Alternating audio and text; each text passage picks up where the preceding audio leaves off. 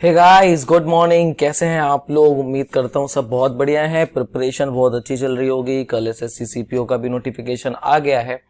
इसके अलावा हमारे बहुत सारे एग्जाम सब अपकमिंग मंथ्स में होंगे।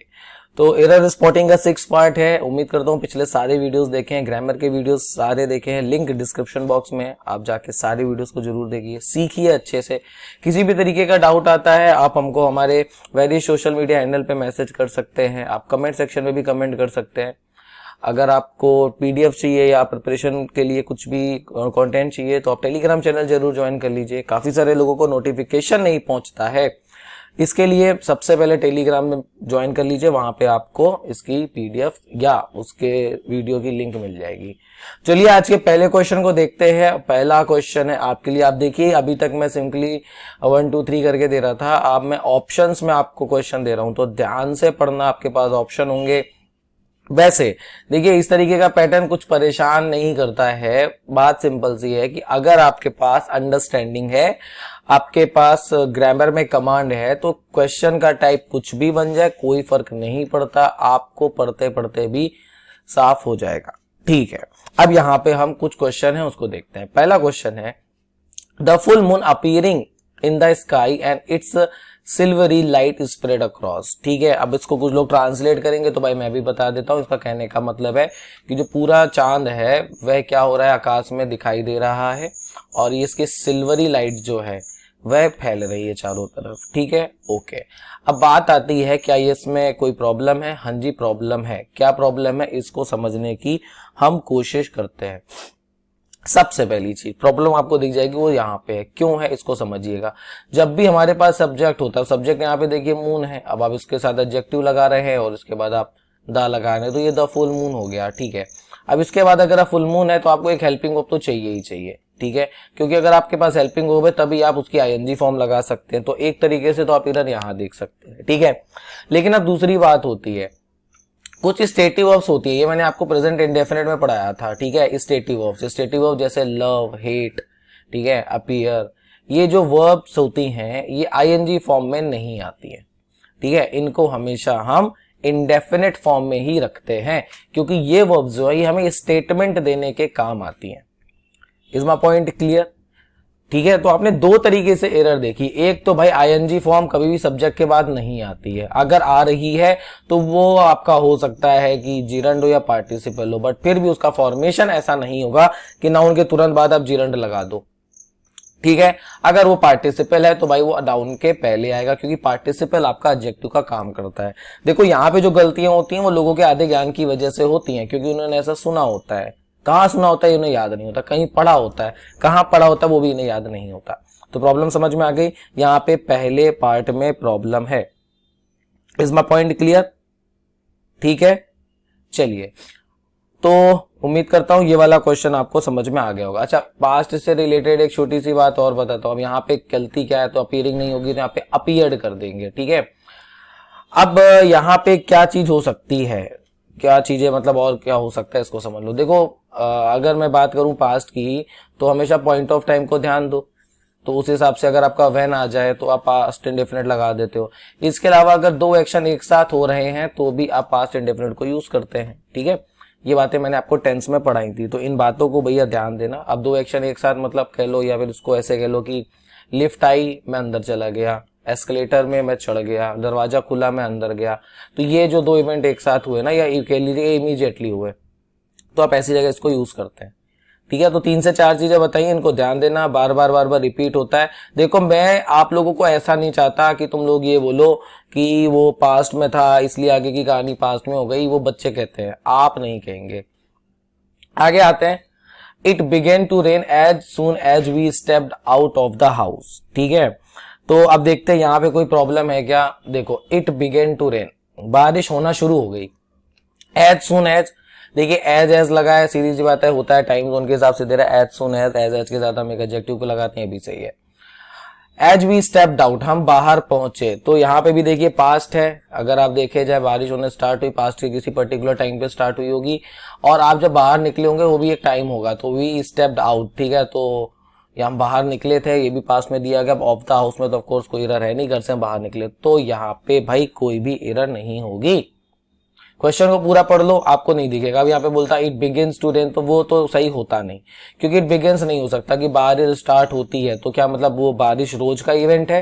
देखो काफी सारे लोगों को ऐसा लगता है कि कोई भी चीज जो रेगुलरली हो जाती है उसके लिए लगा देते हैं या हैबिट दिखा दे। नहीं सर, आपको उस कॉन्टेक्स्ट को समझना पड़ेगा। क्या वो इवेंट सच में रेगुलर हो सकता है? मान लो आप यहाँ पे बिगिन कर दो, ठीक है, मैंने मान लिया कि आपने बिगिन कर दिया, बट क्या बारिश एक ऐसी चीज है जो रोज होगी? आपको याद है मैंने राम ईट्स मैंगो आपको बताया था और मैंने बोला था ये सेंटेंस गलत है। क्यों गलत है? इसके लिए आप जाके वीडियो देखिए, लिंक डिस्क्रिप्शन बॉक्स में। प्रेजेंट इंडेफिनिट में ये बात मैंने आपको समझाई थी, ठीक है। गलतियों से बचना है, नो एरर पे भी क्वेश्चन आता है और ये ज्यादा टफ हो जाता है, क्योंकि एक तरह से हमारे दिमाग में बैठा रहता है कि क्वेश्चन दिया है तो एरर होगी ही होगी। आते हैं नेक्स्ट क्वेश्चन में। After he was caught cheating he was disqualified to appear at the examination. ठीक है, चलिए अब हम इसको देखते हैं क्या गलती है। क्या यहां पे इसमें गलती है? After he was caught cheating he was disqualified to appear at examination, तो बताइए यहां पे क्या गड़बड़ी हो सकती है? बताइए। अगर आप इसको थोड़ा सा ध्यान देंगे तो यहां पे जीरंड का प्रॉब्लम आएगा, ठीक है। ही was disqualified from appearing eight the examination, ठीक है, जो इसका करेक्ट यूज होगा, ठीक है। डिस्क्वालीफाई एक वर्ब है, आपको भी पता है कि अगर मैंने वॉच लगाया है तो वॉच के बाद आपकी बी फॉर्म आती है, मतलब आप आईएनजी फॉर्म लगा सकते हो। आईएनजी फॉर्म यहाँ पे है नहीं, जब आईएनजी फॉर्म नहीं है तो मैंने इसको पास्ट पार्टिसिपल बना के रखा है, या जिसे आपकी लैंग्वेज वर्ब थर्ड फॉर्म बोलते हैं वो बना के रखा है। और जब मैंने ये बना के रखा है तो ये पैसिव में ही जाएगा, ये बात भी तय है। और जब ये पैसिव में जाएगा तो फिर आगे की कहानी कुछ और भी हो सकती है। तो यहाँ पे आप डिस्क्वालीफाइड के बाद फ्रॉम लगाएंगे और फ्रॉम के बाद जीरन को यूज करेंगे अपीयरिंग, ठीक है। अपीयरिंग एट द एग्जामिनेशन यहाँ पे सही यूज होगा। उम्मीद करता हूं यहां तक बात पूरी तरीके से समझ में आ गई है। चलिए अगले दो क्वेश्चन को देखते हैं। She stopped singing as soon as the telephone rings from across the hall. देखो एक बात समझना, यहाँ पे शी स्टॉप्ड सिंगिंग, उसने गाना गाना बंद कर दिया, पास्ट इवेंट है, ठीक है। अब यहाँ पे देखिए द टेलीफोन रिंग्स ऐसा दिखा, जब आपने रिंग्स लगाया तो एक बात समझ आ गई कि भाई ये जो इवेंट है ये रेगुलर होता है या फिर ये एक हैबिट को दिखा रहा है। Is it possible? बताइए, क्या ये हो सकता है कि भाई जब वो गाना गाती तभी फोन बजता है? नहीं हो सकता। कोई बैठा ही रहता हो तो एक अलग बात है, बट वो पॉसिबल है नहीं, ठीक है। और अगर ये सोचो कि शी स्टॉप्स सिंगिंग, वो गाना गाना बंद कर देती जब फोन बजता है, तो मतलब फोन जब नहीं बजता तो कभी गाना गाना बंद नहीं करती, तो ये तो नॉनसेंस हो जाएगा। अगर आपको इस पार्ट में एरर दिख रही है तो मैं बता रहा हूं कि कुछ लोग सोच रहे होंगे सर यहाँ पे रिंग्स है। अच्छा, कई लोगों को दिमाग इसमें चलता है कि सर ये इंडेफिनिट है तो इसको इंडेफिनिट बना दे रहे, ऐसे थोड़ा होता है। क्या इवेंट पॉसिबल हो पाएगा कि मतलब फोन बजता शुरू होता है गाना गाना बंद कर देती है, उसके अलावा गाती रहती है? गला है, रोबोट थोड़ा है। तो यहां से भी एक एरर समझ में आती है भैया, इस तरीके से भी एरर से बचा जाता है। तो यहां पे ये हैबिट तो बन नहीं सकती, तो यहां पे आप रिंग्स नहीं करेंगे, क्या करेंगे बताइए? रैंग कर देंगे। दूसरी बात, मैंने भी थोड़ी देर पहले बताया, इमीडिएट एक्शन हो या पास्ट में जो दो एक्शन एक साथ होते हैं तो आप क्या करते हैं, ये मतलब जिसे साइमल्टेनियसली एक्शन बोलते हैं, तो एक के बाद एक होता है, दोनों का पास्ट इंडेफिनिट में बना देते हैं। इस बार पॉइंट क्लियर? तो यहाँ पे एरर कहां पे हो गई? थर्ड पार्ट में, क्योंकि एरर यहां पे है, ठीक है। चलिए आगे आते हैं, क्वेश्चन नंबर 40। अब इसमें क्या है, ध्यान से देखेंगे। Until you are in the habit of putting off things, you cannot ensure yourself of a good future. Okay. अब यहाँ पे मतलब क्या है इसको देख लेते हैं। देखो, until you are in a habit, जब तक आप एक हैबिट में है of putting of, putting of मतलब होता है पोस्टपोन, ठीक है, या फिर इसको आप कह दो डिले। बात समझ में आ गई? थिंग यू कैन नॉट, आप इंश्योर नहीं कर सकते अपनी खुद की अच्छे फ्यूचर को। पहला नो एरर, पता नहीं। दूसरा the habit of putting of things, देखिए ये तो सही है, कोई दिक्कत नहीं है। You can not ensure your self of a good future, क्या यहां पे कोई प्रॉब्लम है? क्या बताइए, क्या यहां पे कोई प्रॉब्लम है?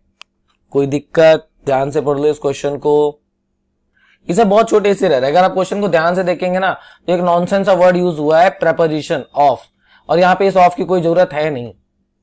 अगर थोड़ा सा भी ध्यान से पढ़ोगे तो इसमें ऑफ की कोई जरूरत नहीं पड़ रही है भाई। You can not ensure your self of a good future, कोई सेंस है? योरसेल्फ के बाद सीधे सीधे बात नहीं रखी जा सकती क्या? पूरा प्रोनाउन पढ़ाया था, प्रोनाउन को ध्यान से पढ़ लो, यहाँ तक बातें क्लियर हो जाएंगी। देखो कुछ बातें तो मैं नहीं बताऊंगा क्योंकि मैं इस हिसाब से चल रहा हूँ कि आप पिछला कुछ पढ़ते जा रहे हो, तो हर चीज का लॉजिक यहाँ देना वेस्ट ऑफ टाइम है। आपको बताया योरसेल्फ लगा, उसके बाद ऑफ का कोई सेंस बन रहा है, भाई ऑफ को लगाते हो जब आप किसी चीज में पोजीशन दे रहे हो, क्या यहाँ पे कोई पोजीशन हो रहा है? भाई जब कोई चीज है ही नहीं तो वहां पे मेरा पोजीशन कैसे हुआ? ठीक है। दूसरा ऑफ का यूज होता है जब कोई चीज किसी से बनी हो, मेड अप ऑफ होता है, जब आपका फ्रेजल वर्ब में ऑफ लगाते हैं। भाई जैसे केक है, किसी चीज से बना हो तब आप ऑफ लगा देते हो, बाकी तो कभी ऑफ नहीं लगाते ना, तो यहाँ पे कोई सेंस नहीं बनता। Is my point clear? ये याद रखना। अच्छा, कभी कभी अगर सेंटेंस इंप्रूवमेंट में बात दे देगा एग्जामिनर तो क्या करेगा, ये जो पुटिंग ऑफ है तो इसमें ऑफ को कम कर देगा, मतलब एफ को हटा देगा। तो यहाँ पे ये जो ऑफ लगा है ये एक सुपरफ्लॉस एक्सप्रेशन है, एक और नाम से इसे जाना जाता है सुपरफ्लॉस, कुछ लोग इसे बोलते हैं सुपरफ्लूलस। ये सुपरफ्लॉस, और जो सुपरफ्लॉस है मतलब मोर देन रिक्वायर्ड, इसका मतलब जरूरत है नहीं, जबरदस्ती इसको लगाया गया है। ठीक है, उम्मीद करता हूं यहां तक बात समझ में आ गई होगी। तो आज हमने 5 क्वेश्चन किए, जहां हमने पास्ट की बात करी, सुपरफ्लॉस एक्सप्रेशन की भी बात करी, नो एरर क्वेश्चन को भी कैसे पकड़ा जाता है, और हमने ये भी देखा कि कैसे पूरे क्वेश्चन के सही से पढ़ के उससे एरर निकाली जाती है। उम्मीद करता हूं चीजें समझ में आई होंगी। मिलते हैं नेक्स्ट वीडियो में। Till then have a nice day.